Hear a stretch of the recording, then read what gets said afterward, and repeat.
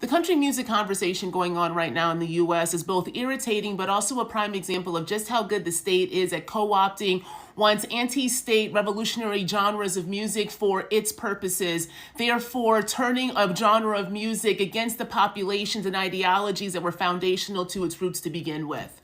This is what I mean by this. So because Beyonce has now dropped 2 singles that are country and her act 2 will be country themed, I'm putting her to the side. What I'm saying is she's opening up this conversation that was also opened up before with Lil Nas X in his country song that was then deemed not country enough.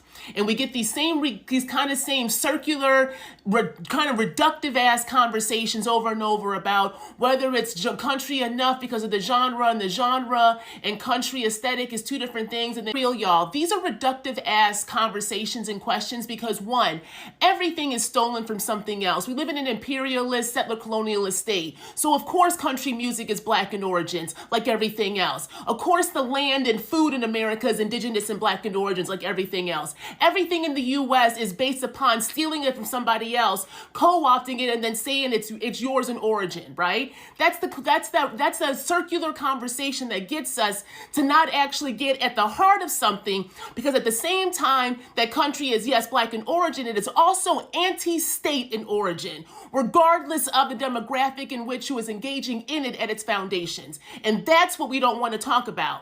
Because when we talk about country music, we're talking about a genre of music that was based in through peoples who were oppressed by a state that was taking from them, commodifying them in their land, and then demanding more for them of labor. That is why you have the rednecks. This is why you have drag racing. This is why you have the bootlegging and the gun running and shit. That was locations in which people made economies for themselves and also pushed back against the encroaching surveillance of the state. And what happened? All that shit got commodified. NASCAR is now this patriotic embodiment of this southern redneck aesthetic. Now you've got country music that was once literally talking about abolition, talking about the racism in this country, talking about class issues, then being co-opted and becoming these beer chugging for F-250, $50,000 car racing motherfuckers who don't even understand that you are co-opting a whole genre rooted in anti-everything that you say you stand for.